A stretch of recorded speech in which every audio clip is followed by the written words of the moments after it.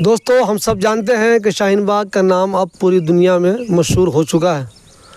North India का कोई भी मुसलमान अगर दिल्ली में आकर बसना चाहता है तो उसकी पहली प्रायोरिटी यही होती है कि वो शाहीन बाग में आकर अपना फ्लैट ख़रीदे या अगर किराए के मकान में भी रहे तो शाहीन बाग में ही रहे। शाहीन बाग एक तो पहले ही मशहूर था। जब आंदोलन हुआ शाहीन बाग में, जब ख़वातीन रोड पे बैठी तो उसके बाद शाहीन बाग कुछ ज़्यादा ही मशहूर हो गया। तो आप जानते हैं शाहीन बाग बसा कब, शाहीन बाग का नाम शाहीन बाग आखिर रखा किसने, शाहीन बाग में पहले कौन से लोग आए, शाहीन बाग में आखिर लोग कब बसना शुरू हुए, ये सब जानने के लिए आज हम ऐसी शख्सियत के पास हैं जिनके बारे में कहा जाता है कि शाहीन बाग में सबसे पहला घर इनका ही था।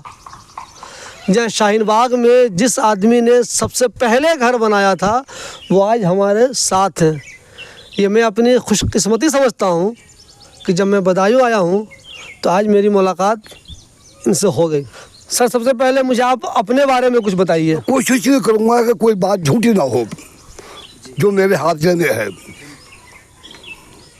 लगभग 80 साल की मेरी उम्र है। हिंदुस्तान के बम्बई को छोड़ के तमाम बड़े शहर घूमा हुआ हूँ। पाकिस्तान की कराची छोड़ के बाकी पाकिस्तान के सारे बड़े शहर घूमे हुआ हूँ।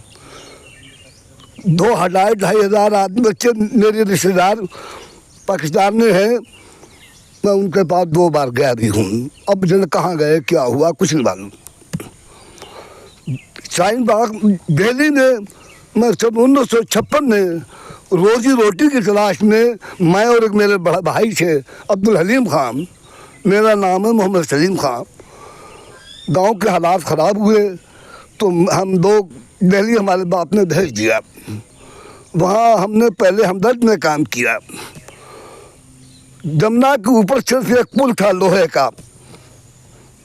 राजगढ़, कैलाश नगर, गीता कॉलोनी, गांधीनगर, ये सब मेरे सामने आबाद हुए लगभग। शाहीन बाग का ये हाल है। मैं बल्ली मालान में बहुत रहा, कूचा रहमान में रहा। मैं टोपियों का, मैं 10 काम कम से कम हाथ के जानता हूँ, दस्तकार हूँ। काम मैंने 60-70 किए पेट के पालने के लिए, लेकिन मैं कूदता रहा मेंढक की तरह। नाकाम किसी ने नहीं हुआ, अल्लाह का शुक्र। लेकिन तबीयत नहीं होती थी। अब फजलाबाद हुआ, हो रहा था। वो शायद उनके बहनों ही थे, शाहिद साहब भी हयात हैं, बल्ली मारान के पुराने दिल्ली के। मैं किसी मजबूरी से अबुल फजल में जाके रहा। मेरी ससुराल रामपुर में थी। वो लोग वहाँ से मुंतकिल होके मेरे साले दो, एक पहले से मक्के में शारक अंसारुल्लाह और तारिक इकरामुल्लाह, मेरे खुसर इस्लामुल्लाह प्रेमी, मैं उनके साथ रामपुर से मैं बच्चों के दिल्ली आया। मेरे सारे शारक अंसारुल्लाह पढ़ रहे थे जामिया में, टीटी हॉस्टल में वो उस वक्त रहते थे जो अब लड़कियों का हॉस्टल है। वो माश की तलाश में वो भी सोच रहे थे और सऊदीया जाने की फिक्र में थे। तो मैंने कहा कि तुम ऐसा करो, ये एरिया ज़मीन बिक रही है, लोग प्लाट काट रहे हैं, तुम भी एक प्लान बना दो। ज़मीन का मैं जानता हूँ। बोले बोले भाई तो मैं ज़मीन से कोई वाकिफ नहीं हूँ। मैं इनका पटवारी है, तहसीलदार है, दाखिल खारिज है और जो लटके हैं, मैं ज़मीन वाला आदमी रहा हूँ पहले ही से, गांव से कुछ न कुछ मुझे उसमें दस्तरस है। फिर मेरी जो ज़िंदगी है वो गांव वाली है, शहर वाली नहीं है। मैं शेरवानी पहनता था, मैंने शेरवानी वहाँ जाकर उतार कर रख दी, मुझे से बांधा, दाढ़ी हाथ में ले दी। शाहीन बाग का प्लान शुरू हुआ। पैसा एक नहीं था जेब में। जसोले के लोगों ने कहा कि तुम ज़मीन ले लो, रेट तय कर लो और तुम बेच के हमें देना। एक जब पैसा नहीं था, न मेरी जेब में और न मेरे साले जो हैं अभी, जो शाहीन बाग की बड़ी आबादी, अभी उनकी आदात बहुत है और माशाल्लाह बहुत नेक है। शाहीन मस्जिद है, शाहीन पब्लिक स्कूल है। अब उसके बाद काम शुरू हुआ तो लोग जो सोने की पुलिया तक हम लाते थे और वो वहीं से भाग जाते थे। कहते थे यहाँ बस्ती होगी, खादर था। खादर उस जमीन को कहते हैं जिसे दरिया छोड़ के हट जाए, काबिल बस्ती वो नहीं थी। बहरहाल चला, काम शुरू हुआ। अब उसकी एक वक्त ऐसा आया कि उसकी एक सोसाइटी बनी, कुछ लोग आ चुके थे, बहुत थोड़े। उसे मुझे इलेक्शन नहीं, सिलेक्शन होता था 6-7 साल तक। मुझे ज़बरदस्ती वो तजर्बे की बिना पे या मेरी जो जुबान थी या तजर्बात थे, वो मुझे उसका सदस्य चुन देते थे। अब नाम आया मसले का, नाम का पहले नक्शे में शाहीन बाग उसका नाम दर्ज हो चुका था। दूसरों ने बेची ज़मीन, हबीब ने बेची, उनकी बीवी का निशात नाम था, उन्होंने अपनी ज़मीन का नाम निशात बाग रखा। एक थोड़ी सी 4 बीघे ज़मीन भी की, उसे अब्दुल्ला बुखारी भी आए थे, उसमें उसका ख्वाजा गरीब का नवाज कॉलोनी रख दिया 4 बीघे ज़मीन का। अब हमारा मीटिंग होती थी हफ्ते में 15 दिन में, तो नाम के ऊपर मेरे साथियों को इख्तिलाफ था कि ये पास नहीं होगा। हालांकि नाम रखने में मैं भी था, मेरे साले भी थे और एक साहब और थे तीसरे नाम रखने में, लेकिन उन्हें फिर कोई ताल्लुक नहीं रहा नाम से। जो झेला वो मैंने झेला। मैं जानता था ये क्यों रखा गया है नाम शाहीन बाग। शाहीन परिंदा इकबाल, अल्लामा इकबाल का शाहीन परिंदे से उन्होंने इंसानों को बहुत मिसालें दी हैं। तो अब लोगों का ये था कि ये पास नहीं होगा। कोई कहता था मुझे रख दो, कोई गांधी ने रख दो, कोई और रख दो। बहस होती थी, रिकॉर्ड मौजूद है अभी, जाकर पुराना जाहिर ना हुआ हो। मैं कहता था ये शाहीन बाग होकर जिएगा और न जिए तो ये मर जाए तो बेहतर है। मैंने कहा मैं ये पसंद करूँगा कि ये टूट जाए, लेकिन मैं इसे शाहीन बाग देखना चाहता हूँ। दिल से जो बात गलती है, असर रखती है, वो अल्लाह को क्यों पसंद आई, कैसे आ गई। तमाम मुखालफतों के बावजूद शाहीन बाग टूट गया। शाहीन बाग, शाहीन बाग, शाहीन। पहला घर अब्दुल कादिर बिहार के हैं, जमालपुर के, अब अभी भी है शाहीन बाग में। पहला घर 35 गज में उनका बना। मैंने उसका ठेका लिया, उसमें मुझे 5000 घट गए। वो मेरे दोस्त भी हैं आज भी, बच्चे थे उनके कारोबार का बहुत अच्छा है। होते होते मस्जिद थी शाहीन बाग में, शाहीन मस्जिद कहलाई गई। 6-7 इमाम, 2-3 नमाजी होते थे। तो कभी मैं भी पढ़ा देता था, जुमा नहीं पढ़ाता था, मुझे आता नहीं था। मैं ठेठ आदमी हूँ, पठान हूँ नस्लन। मेरे घर में मौलवी पैदा नहीं हुए, अहले इल्म पैदा हुए हैं। तो होते मस्जिद बहुत से मरहले आए, मैं उसे बयान नहीं करूँगा। बुलडोजर आया, सबसे ज़्यादा जो हमारे एमएलए थे, अभी भी हैं हयात, परवेज हाशमी, उन्होंने यहाँ के लिए कुर्बानी दी। मेरा वो अदब करते थे। मैं उनका इसलिए करता था कि वो हाशमी हैं, मैं इसलिए वो मेरा करते थे कि मैं बड़ा था। मैं उनके पास जाता, मैं अपने कभी जात के काम को नहीं गया, मैं अपने जाति काम को कहीं नहीं गया। वो अब गवाह होंगे।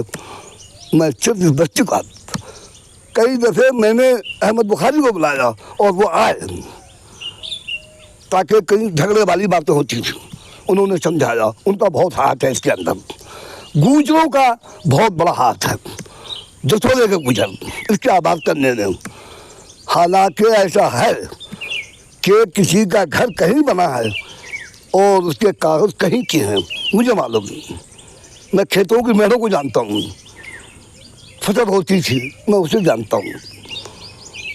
होते होते होते होते अब जो बड़े बड़े प्लाट थे, अब लोग आना वो शुरू हो गए जो वहाँ कैटेगरी मुसलमानों की अच्छी कैटेगरी नहीं थी। आलमगढ़ वाला आलमगढ़ को आवाज़ दे रहा है, वो शराबत का आदमी शराबत को आवाज़ दे रहा है, पठान को आवाज़ दे रहा है। ये मुझसे नहीं देखा गया। मैंने देख लिया कि हालात यहाँ के सुधरेंगे नहीं। जब तक आबादी कम रही उस वक्त तक तो मैं जूझता रहा। 8-10 मस्जिदों के नाम मेरे रखे हुए हैं। 28 मस्जिदें माशाअल्लाह इस वक्त शाहीन बाग में हैं। शाहीन बाग में अब उसमें मेरी भी कुर्बानी है, बहुत की है, किसी किसी के नाम। तो आपने जैसा शाहीन बाग सोचा था वैसा शाहीन बाग अभी है नहीं। अब अफराद के ऊपर वो अल्लाह की तरफ से हुआ, जो दुनिया में वो मशहूर हुआ। वो हमारी औरतें बाहर निकल गई, कहाँ निकल पड़ेंगी, वो हालात में बना दिया ना। तो उसमें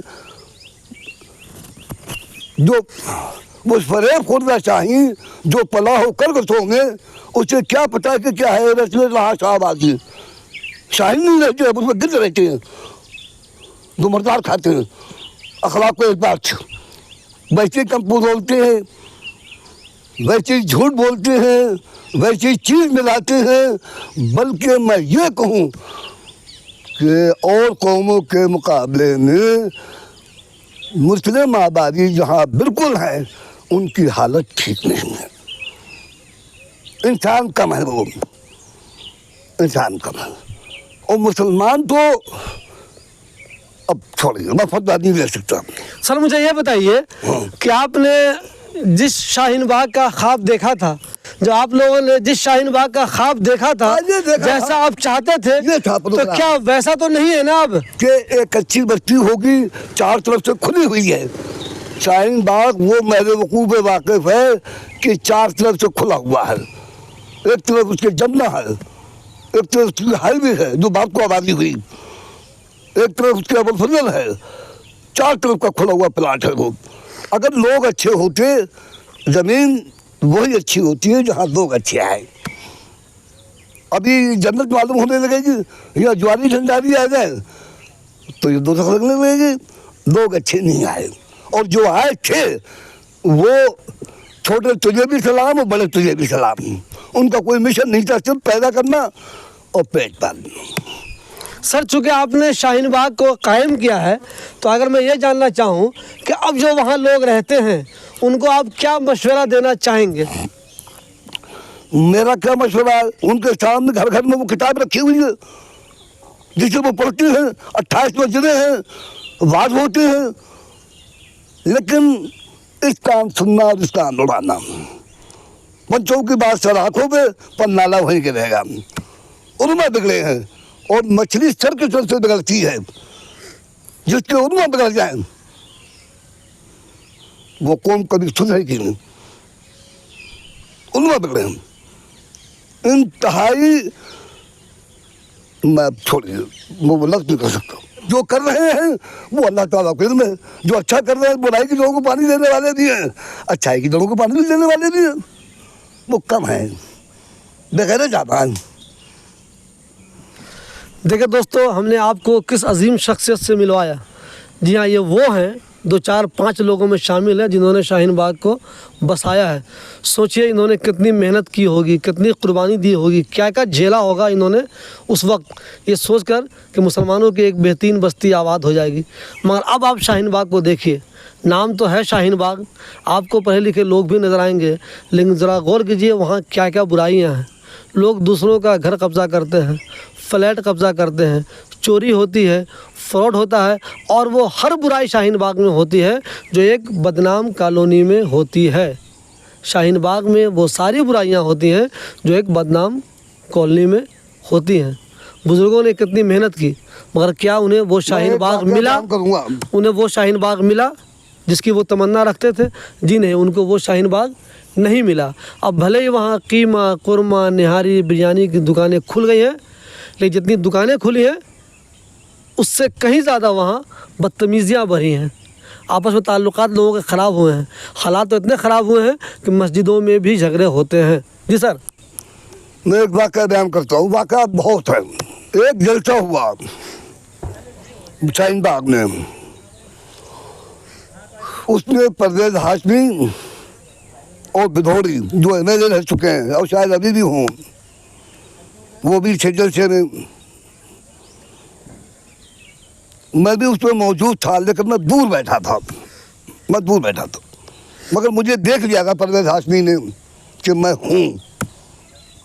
वैसे तो वो भी पहुँचे थे, हमारे सरदार जो वज़ीर आज़म रहे, बहुत शरीफ आदमी थे, उन्होंने भी तकरीर की थी वहाँ, मैं उसमें मौजूद था।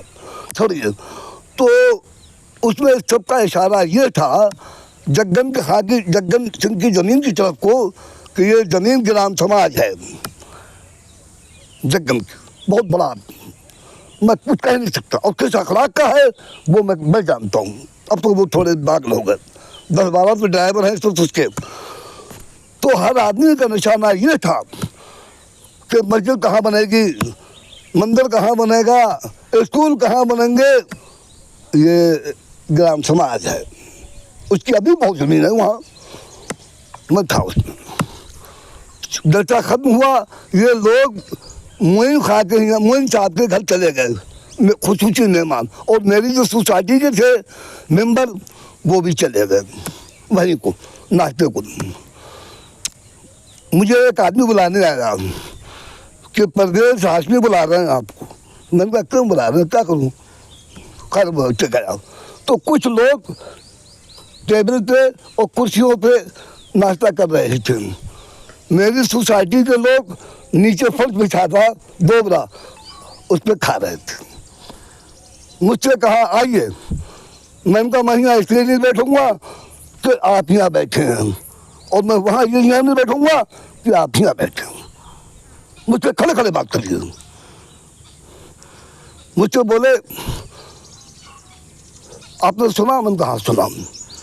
मैंने कहा देखो, जग्गन की ज़मीन को मैं ऐसे जानता हूँ जैसे अपनी औलाद को जानता हूँ। उसका बहुत बड़ा दान है, बड़ी मेहनत है, और तमाम गुजरों की मेहनत है जिसको देख के शाहीन बाग आबाद हुआ। हमसे ज़्यादा उन्होंने ईमानदारी बरती। तो मैंने कहा कि मैं ऐसे जानता हूँ कि जैसे अपनी औलाद से जानता हूँ। वो ग्राम समाज नहीं है, ग्राम समाज खाने वाले यहीं बैठे हैं। मुझे मालूम था कि ग्राम समाज कहाँ है। तो मैंने कहा कि मुझे डर ये है, मुझे तो आप पे अफसोस है कि आप हाशमी हैं और आपने ये मुर्तलापन कहाँ से सीख लिया। तो उन्होंने मुझसे कहा कि मुर्तलापन किसे कहते हैं? मैंने कहा कि हमारे बाप कहते थे भीख मांगने का एक तरीका ये भी था कि सर में यही तुम्हारी खून निकल आया और उसके आगे हाथ डाल गया, बदल के उन्हें जल्दी डर के माल दे दिया। तो गिद्धौड़ी ने मुझे बहुत गुस्से से देखा, आकर लाल हो गई। मैं समझ गया, मैंने कर दिया, प्रदेश आदमी का फोन आया निजामुद्दीन की स्टेडियम पे कि सलीम भाई को बुलाओ। मैं गया। दूसरे दिन उन्होंने कहा कि मैंने मालूम कर लिया है कि ग्राम समाज में जमीन नहीं है। तो मैंने कहा अल्लाह का शुक्र है, मैं आपको जमीन, मैंने कहा प्लाट तो मिल जाएगा आपको, मिल जाएगा, लेकिन मैं आपकी इज्जत का भूखा हूँ कि आप अच्छे इंसान जाने जाएं। मैं जमीन नहीं दे सकता, ना मैं ले सकता हूँ खुद। अगर मैं चाहता तो मैं प्लाटों में कब्जा कर लेता, अकेला था। और फिर है का पठान, बाप भी पठान, माँ भी पठान, और आज भी 80 साल की उम्र में